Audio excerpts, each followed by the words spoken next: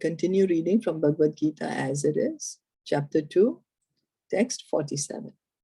This is also a famous verse, but many people, they just accept the first 2 lines and then they disregard the others.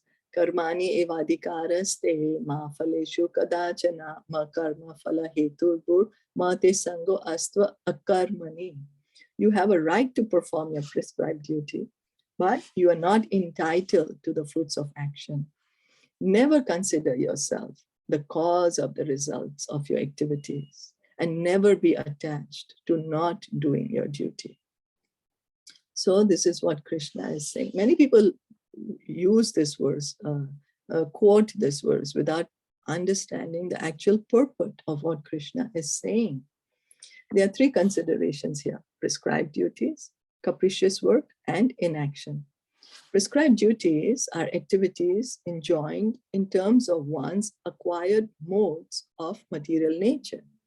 So prescribed duties are the duties which we have to follow. We have a certain position that we are in right now in society, and there are certain duties which we need to do based on that position, and according to the nature that we have acquired. So we will work. Capricious work means actions without the sanction of authority. And inaction means not performing one's prescribed duties. So capricious work means actions which we are performing without the sanction of authority. It means something which we are doing which is against the Vedas. So the Vedas prohibit us certain activities, but yet still we do it. That is capricious work. And inaction means not performing one's prescribed duties. So the Lord advised that Arjuna not be inactive, but that he perform his prescribed duty without being attached to the result. So Arjuna said, I'm not going to fight. It was Arjuna's duty to fight. He said, no, it's too painful for me to fight, to kill my family members. So what is Krishna saying? You do your duty. You don't get attached. So work in a detached manner. This is what Krishna is saying. Work without attachment. Whatever duties we have, Krishna is saying, don't be attached that I will do my duty and then I will enjoy in such a way, then this will happen, then I will enjoy in this way. No. One who is attached to the result of his work is also the cause of the action. Thus, he's the enjoyer or sufferer of the action, of the result of such actions. So because we are attached to the result, we want to enjoy that result, then we get bound by karma. But if we work in a detached way, well, I'm doing it, I'm in this position, I have to do it. What can I do? Let me do it for the pleasure of Krishna. Then we don't get bound. We do not get the reaction for it. We do not get the karma for it. So we do not need to come back again in the material world. Because action we have to do. We cannot, nobody can be inactive, We can't be inactive.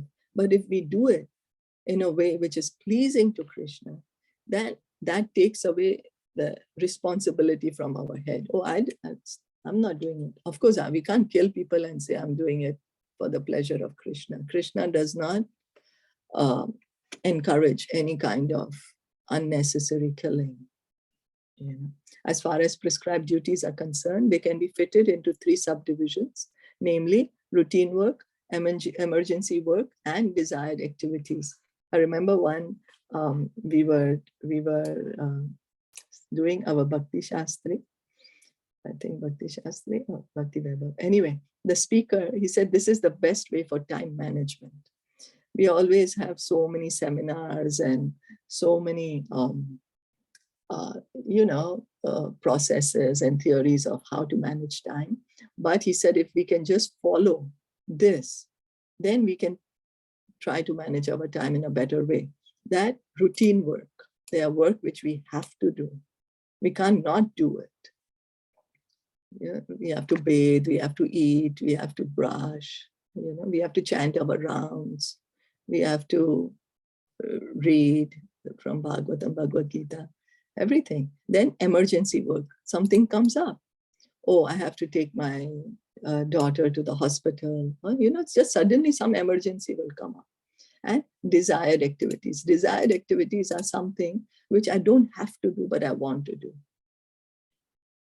So routine work performed as an obligation in terms of the scriptural injunctions without desire for results is in the action of mode of goodness. So if we just try to manage this, that if I have routine work, based on that routine work, I will get some emergency. And so I should allot some time for the emergency also. And then the more I add desired activities, these are the activities which I don't need to do, but I just want to do them.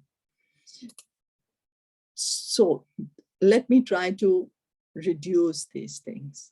Then I can properly manage my time.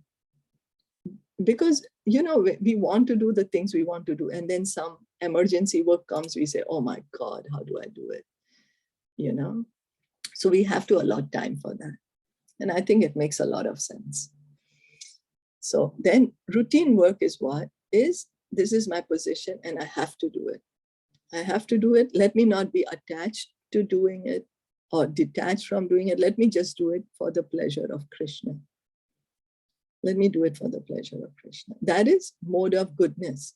Well, if we do it for the pleasure of Krishna, then it's like karma yoga, But there are many people who will work in such a way. They say, okay, I don't want to get attached to this. I'm just doing it because I want to do it.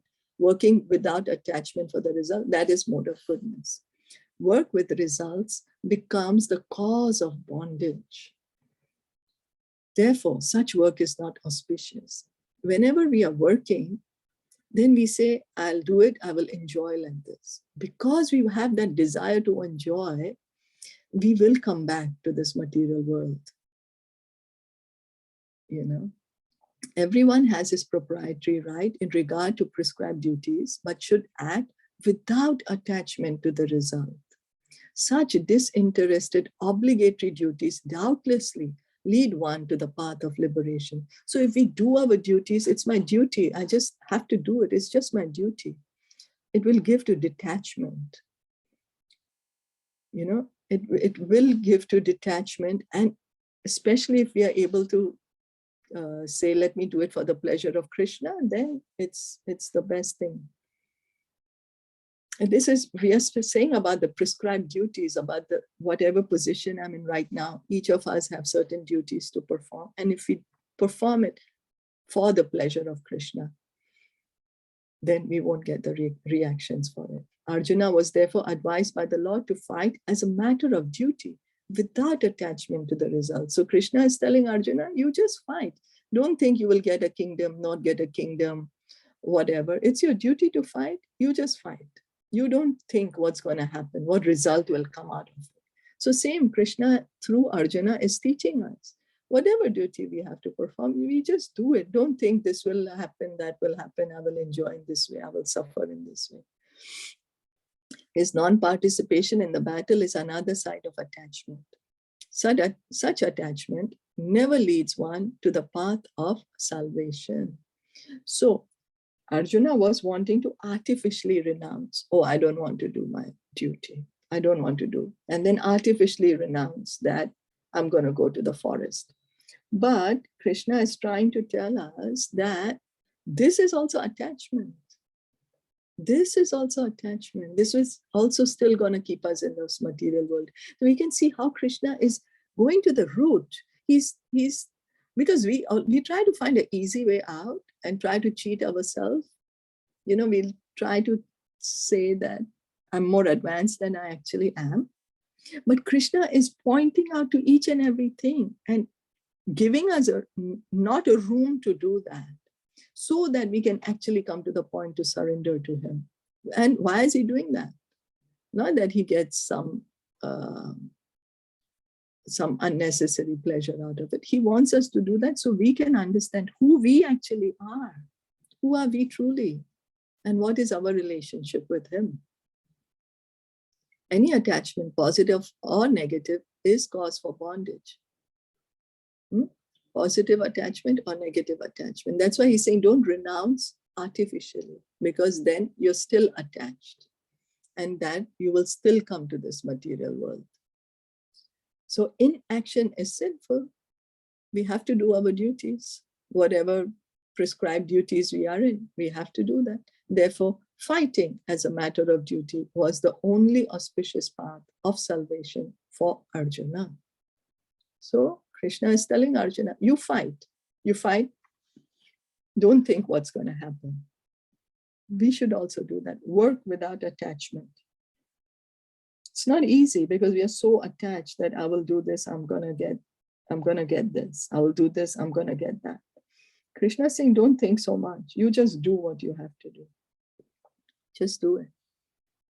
And it's better still if we can do it that, oh, this will be pleasing to Krishna. Let me try to work in such a way that will be pleasing to Krishna. If we can do that, then that is karma yoga, buddhi yoga. Is that okay? So if somebody says, oh, that what Krishna is saying, just chant the whole day, just chant and don't do any work, what am I supposed to do? No, we can tell people, no, what is Krishna saying in Bhagavad Gita? He's not saying, oh, don't do anything. He's saying, do your duty, do karma yoga. That's what Krishna is saying. Do your duty as an offering to me. Chanting, of course, reading, of course, we have to do that. That will be 2, 3, 4 hours a day, 5 hours a day. What are we doing the rest of the day? The rest of the day also we are working. Because many people misuse it. No, oh, if I'm going to chant, then how will I do my duties? You think whole day I'm going to chant? Well, Krishna is not saying whole day chant. One round is just going to take you 7 to 10 minutes, 15 minutes maximum. 16 rounds will just take 2 hours because people use this as an excuse. Oh, then how will I do my work? And Krishna is not saying don't do your work. Do it. Do it. Chant also. And then the rest of the day, work in such a way, then we can offer the result to Krishna.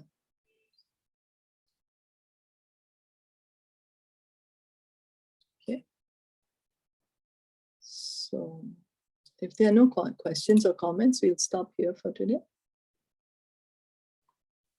Srimad Bhagavad Gita ki jai, Srila Prabhupada ki jai, Gaur Premanande, Hare Krishna. Hare Krishna. Thank you so much.